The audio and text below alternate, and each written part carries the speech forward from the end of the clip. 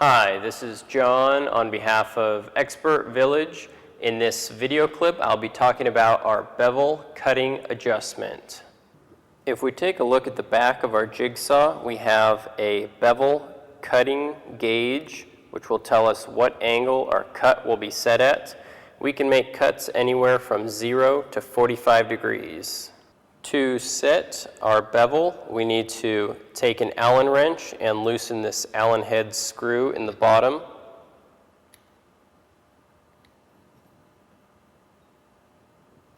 Now that we have loosened that screw, we can go ahead and take a look at our bevel gauge, and we can tilt our shoe to any angle that we want between 0 and 45 degrees, going either way. Once you have your desired angle set, you can go ahead and tighten that Allen head screw.